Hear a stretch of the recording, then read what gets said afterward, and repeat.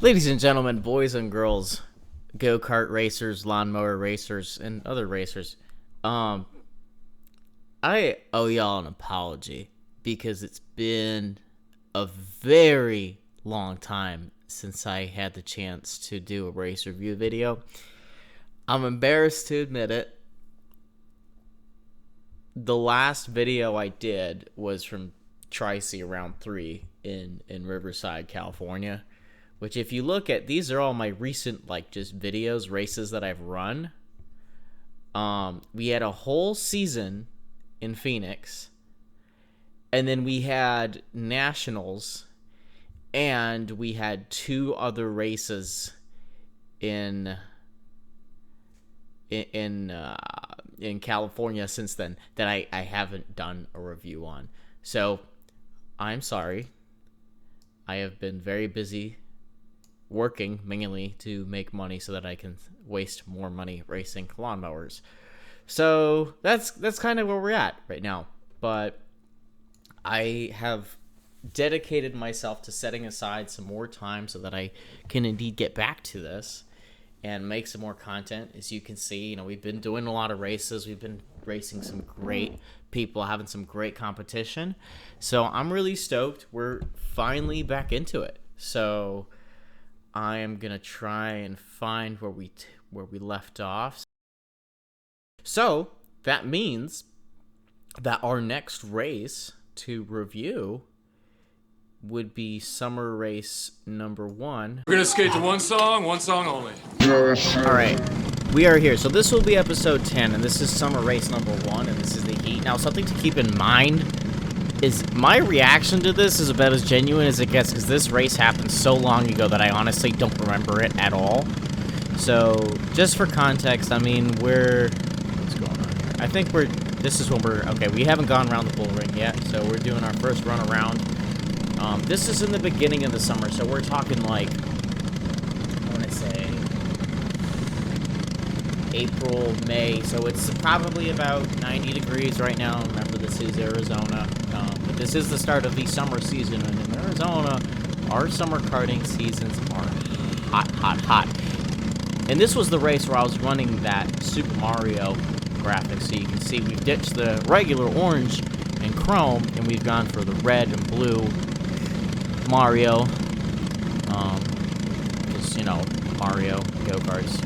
What surprised me about this decal set, to be honest, was that I got much less attention from it than I expected, despite, it's Mario, it's go-karts. But anyway, let's see. We are green. We are going for the first heat of the summer season, going into off-camber. Let's see how we get there. Not bad. We're taking in second place here, right on the 55's tail. Pretty solid start. Starting in third there, and who knows, maybe this will be a really boring race where this is not going to be a boring race. I like it. That was a fun move. It's lap 1, you kind of figure, hey, let's have some fun, let's race hard. So we dove down the inside right away to take that first spot off the number 55. So I want the lead of this race. So we are running the full track configuration, and it looks like he's side by side going through 5. That's fun. And so we're taking the inside into the bus stop right there, nice and clean. Kind of chopped him off there, defended that nicely, even though it's, lap 1. But who cares? We're having fun. And again, coming around 12 here. Let's see if anything fun is going to happen. Nope, just standard. Going through there as the sun sets. I remember the first couple kart races I did here, I honestly would get sometimes distracted by the sunset, especially when I moved to Arizona, because I'm like, man, this is really beautiful. And then I would miss my apex like an idiot. But none of that today. I've been here a little bit longer. I'm a little bit better of a driver, at least I would hope. Who knows, maybe I still suck, but I kind of doubt that. I mean, granted, most people that I race against probably like to tell me that I suck. But that's just their way of trying to make themselves feel better when they get beaten by me. So I'm not really sure how that works in a logical sense, because if I suck and I beat them, then doesn't that make them worse? I don't know. Math is not a racing driver's strong suit. That's for damn sure. Certainly isn't mine. So I'm going to leave that at that. But we're just calmly leading this race. Nothing really too much to be had to it. It's easy peasy. You just hit your marks at this point, really. There's not that much to think about.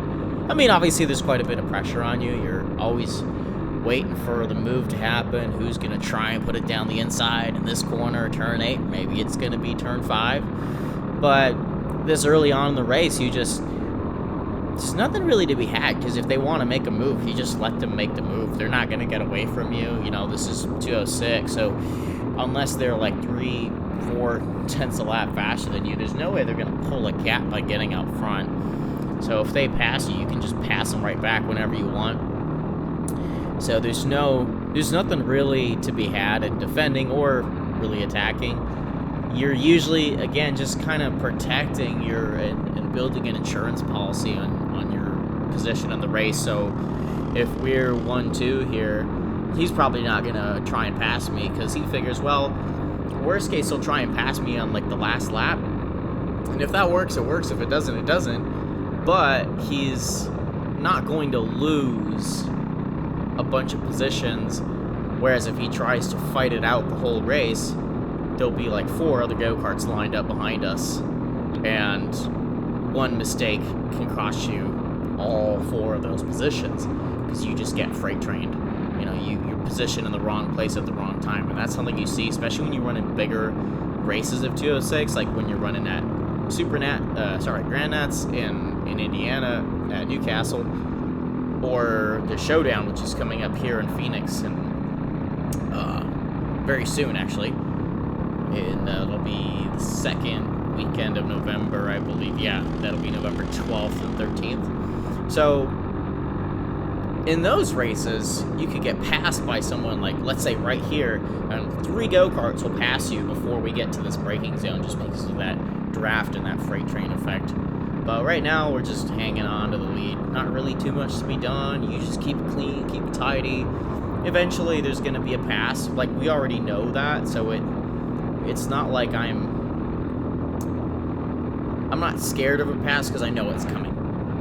And it just is less about how do you prevent someone passing, and more about how do you let them pass and think they know what they're doing, and then surprise them when they least expect it, and spook them and mess with their head. And I hit a massive grasshopper, and this was terrible, because one of the things that is difficult to see in these from this GoPro, but there were hundreds of thousands of grasshoppers all over the track that night, and so every time we pulled off the like out of the pits and onto the track, you just see all these grasshoppers like hopping up here and there and here and there. So it was this really weird sight, because you just pop, pop, pop everywhere. There's just grasshoppers hopping up into the air, just hundreds of them. So, and it was really funny too, because actually what would happen is there were so many of them that if you really got off the racing line, you get all squirrely. Sometimes it would actually be slippery, because you'd just be running over more grasshoppers than you would be asphalt. So it ended up having a performance impact, and sometimes you could notice like the crunch of driving over them. It was really weird. I think this is an Arizona phenomenon, having all these grasshoppers. It looks like, say, Matthew's going for the lead. That number 39 right there, he had a little peek in there. Is he going to make that stick? Yeah, he's got his nose in there. He's got it. It's a nice little move. We do a little bit of a switchback. There's nothing to it, really, in this corner, but I like to do it just to show him who's boss, so to speak. I mean, we're good friends, but I like to, whenever people pass me and they have a bad exit out of that corner, I like to pull up right next to them just to say, hey, I'm going to get you next time. And it's less about getting that position and more about the psychological warfare aspect of it, so to speak. But no, we're keeping this clean. It's nice. He's gotten out in front of me a little bit, but as you can see with that draft, we're catching him right back up.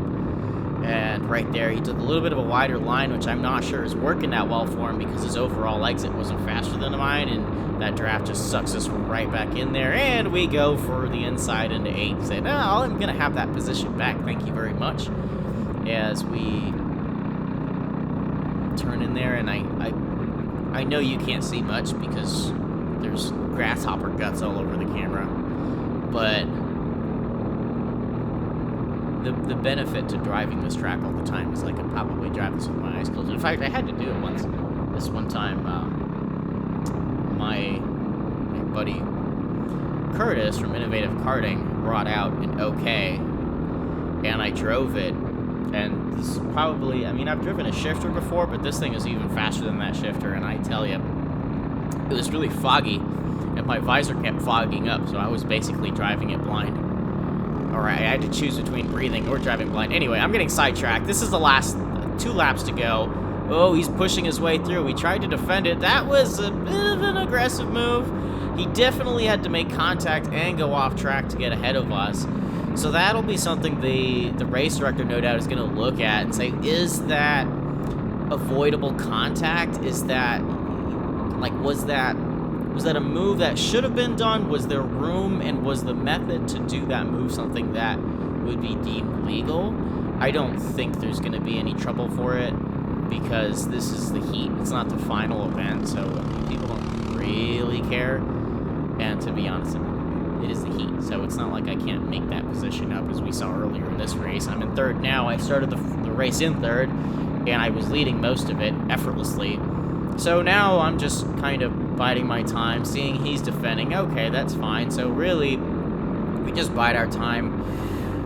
Eventually, the 39 is going to make a move, probably where he can, and that 55 really likes that inside line. He's really won, but we've caught right up to both of them now. So the question is, can we make up anything before we get to the start-finish line? Is that 39 going to make a dive down the inside? Not quite, but if I remember correctly, I think I had someone right on my tail here too, so I kind of had to balance that act of, do we keep this position, do we defend for it, or do we just risk it and go all out and hope the guy doesn't just stick his nose in there and end up losing that position towards the end. You can see we caught that position towards the end of the race, but you know, we caught down at the position, we caught back up to the front two. But it's the heat. Who cares? You know, the heat doesn't determine the result of the race, so the heat is almost like you get to know your rivals than the actual race that matters. So we'll let that one slide for now. I don't think any penalties were given, and I think it'd be a tough call to give a penalty to be honest. It's not. It was a ballsy move, and you kind of got to respect that. But at the same time, it was also a stupid move. And usually in situations like this, what would have happened is if I had ended up in the dirt because of that, or spun out, or somehow my race was really badly affected, then it probably would have been a penalty. So it's often how these situations go, unfortunately. But that is episode 10.